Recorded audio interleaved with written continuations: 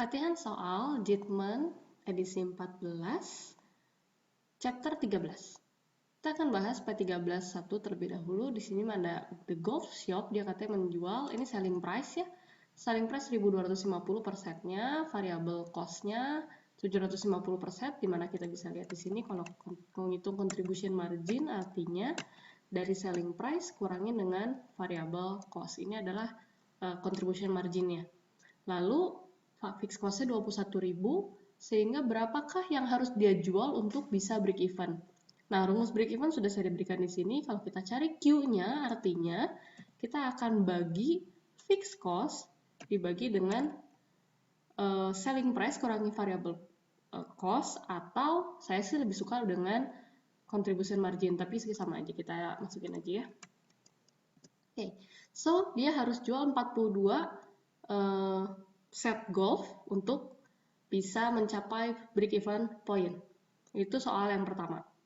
Lalu kita masuk ke soal yang kedua, di mana ada 3 perusahaan di sini, Mega Sports, Sport Enterprise, Fitness Corporation, yang mana masing-masing punya selling price dan variable cost-nya.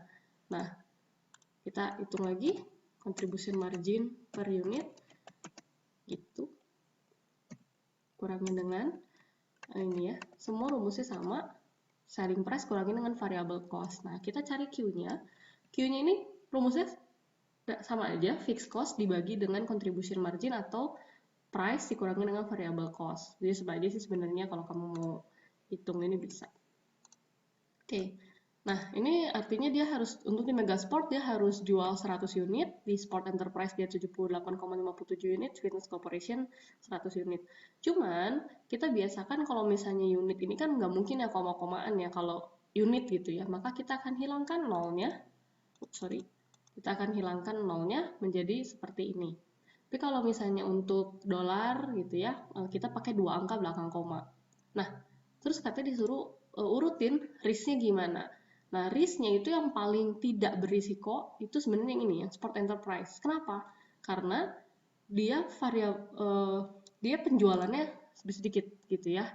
Kalau bisa dibilang contribution marginnya juga paling tinggi gitu. Cukup ngejual satu aja dia udah masuk, dia berkontribusi $700 untuk fixed cost-nya dia gitu. Kedua ini yang Fitness Corporation, karena tadi saya lagi kalau saya mengukur selalu dari contribution margin per unit. Kalau yang terakhir adalah Mega Sport, itu yang paling berisiko karena meskipun fixed cost-nya dia kecil, tapi ternyata satu barang tuh cuman berkontribusi 450, sehingga ujung-ujungnya ya 11-12 sih sebenarnya sama Fitness Corporation gitu ya. Tapi kalau si Sport Enterprise itu udah paling cuan istilahnya seperti itu. Satu biji aja jual udah bisa berkontribusi 700 terhadap fixed cost.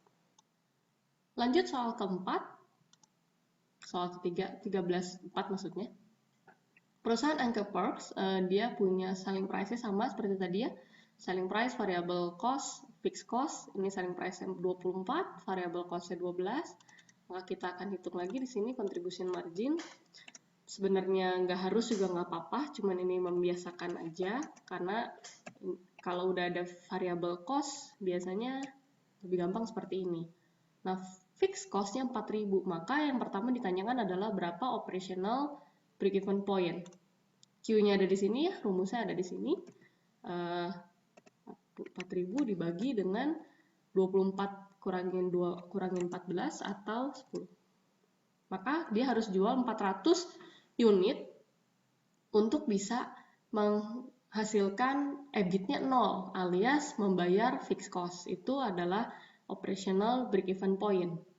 Lalu berapa total operation cost? Nah, total operation cost ini artinya saya ketik di sini, berarti variable cost dikali dengan Q, kemudian terakhir ditambah dengan fixed cost. Variable cost kali Q tambah dengan fixed cost. Nah, kita masukin aja variable cost dikali Q-nya kan tadi 400, ditambah dengan fixed cost-nya 4.000. Artinya 9.600 adalah total operation cost untuk BEP. Baru sampai BEP ya, baru sampai operational BEP. Nah, ini operation cost-nya. Operation cost-nya itu kalau kau pernah ingat yang di grafik itu yang dimulai dari fixed cost, kemudian ya naik gitu ya. Naik sesuai dengan berapa banyak unit yang dia jual. Lalu untuk menjawab pertanyaan yang C dan yang D, kan yang C itu diminta untuk berapa katanya? Kalau dia jual 420 unit gitu. Nah, kita breakdown dulu ya ini ya. Kita ulang dulu kalau revenue ini 400. Revenue-nya begini. Variable cost-nya kan 400 unit dikali dengan 14. Fixed cost-nya kan udah pasti 4000 ya. Ketika jualan 420 juga kan fixed cost-nya sama. Nah, revenue ini sama, kita cobain dikalinya 420 biji. Ini kali 420. Kemudian variable cost-nya juga sama, dikalinya ke 420. Jadi hanya Q-nya yang kita ganti. Ternyata kalau 420 itu EBIT-nya jadi naik ke 200 gitu. Jadi kalau di pertanyaan C kan dia tanya kalau jual 420 gimana? Logiknya sih ya, kan operational BEP-nya aja 400, kalau dijual 420 berarti tetap profit dong gitu. Nah, suruh dihitung lah profitnya berapa. Nah, ini yang dihitung profitnya yang di soal soal yang D gitu. Next kita masuk ke yang 13.8. Nah, di 13.8 ini udah mulai masuk ke yang ada EBIT-nya. Dari itu juga udah ada EBIT ya. Nah, kita masukin ini. Cuman karena diganti-ganti kata quantity-nya syarat. Pertama coba cariin 12.000, nanti coba yang 10.000 sama 14.000, lalu kita akan cari sensitivitasnya seperti apa. Nah, kita masukin revenue-nya. Oh, revenue udah tahu dari mana? Sales, selling price ya. Udah jelas selling price dikali dengan quantity-nya berapa. Untuk mempermudah saya akan buat ini menjadi absolute. Variable cost-nya juga saya absolutkan. Dikali dengan 10.000. Fixed cost-nya udah pasti ini mah ya, nggak akan berubah-ubah. Tambah juga fixed cost. Oke, saya akan langsung drag down ke samping untuk mempermudah. Ini enaknya pakai Excel. EBIT katanya kalau lagi quantity 12.000 berarti yang ini. Kalau lagi quantity 10.000 berarti 77.000. Kalau lagi 14.000 berarti 117 gitu ya. Nah, berapa sih percentage change in unit sold and EBIT? Kita akan hitung ini percentage-nya. Nah, sempat ingat kalau misalnya dari 12.000 ke 10.000 kan artinya turunnya berapa? 2.000 kan? Oke, saya bikin gini ya. 12.000 kurangin 10.000 kan turunnya berarti 2.000. Dibagi dengan dasarnya berapa? Ingat-ingat ya yang saya pernah jelasin di kelas. Nah, ini kita jadikan persentase. Ternyata dari 12.000 ke 10.000 turunnya 16,67%.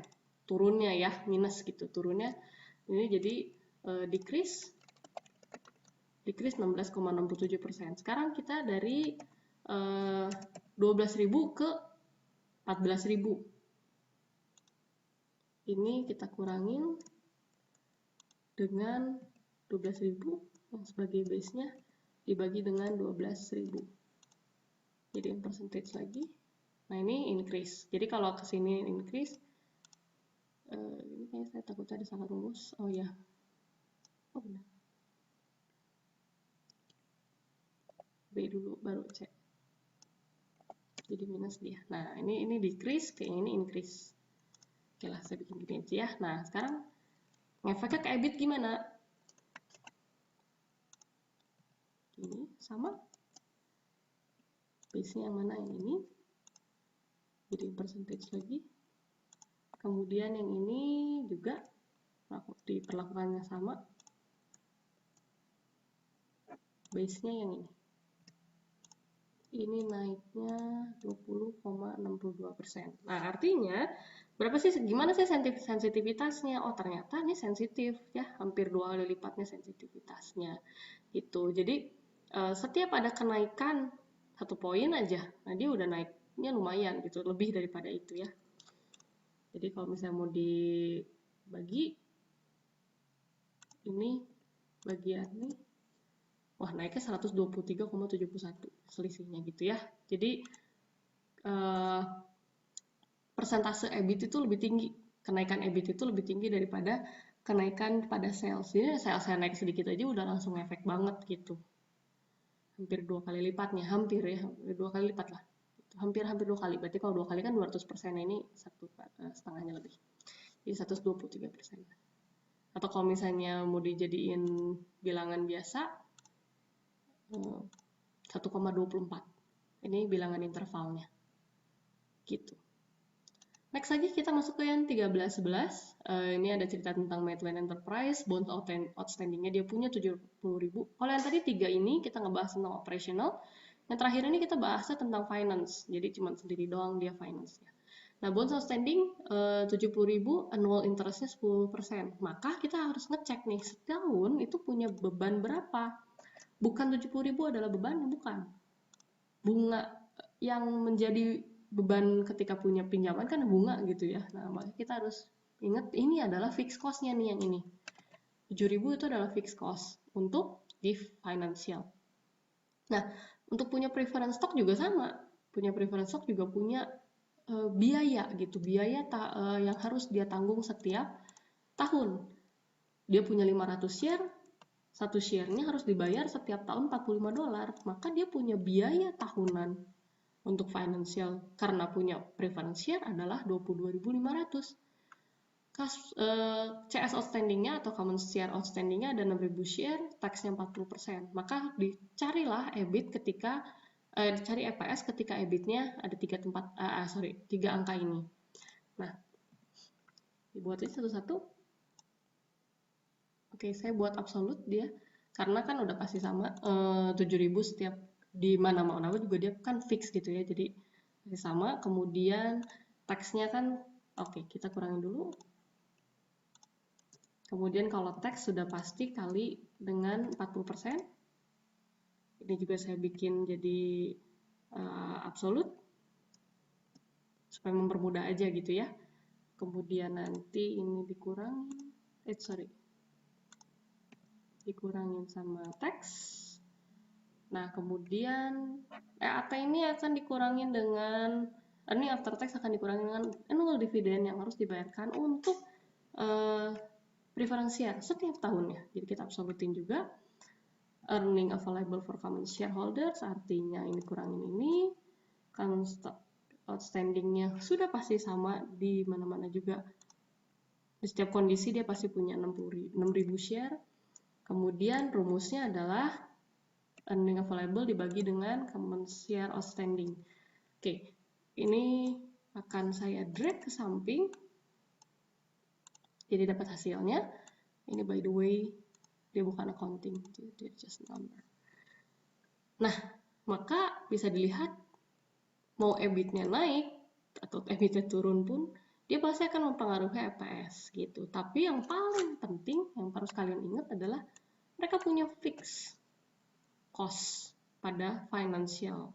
Jadi ini yang pasti akan sama, tapi ngefeknya ini ke bawah nih ya, ini berubah-ubah efeknya. Bisa minus enggak? Ya bisa.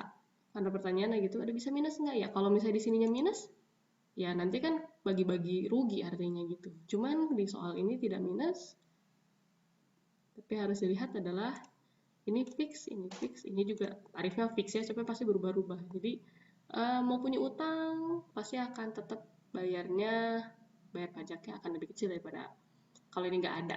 Coba kita lihat kalau misalnya ini nggak ada, kan bayar pajaknya ntar lebih gede. Ya, tapi kalau bayar pajaknya jadi lebih gede karena dia nggak punya utang, tapi udah pasti kan dia beli sesuatu kan, dan dia butuh modal.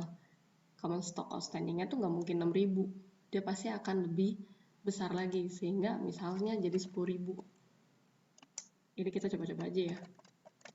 Nah, hasil akhirnya malah EPS-nya jadi lebih kecil teman-teman. Jadi kenapa orang pada pilih untuk berhutang daripada nambah modal sendiri, karena akan mempengaruhi jumlah outstanding yang beredar.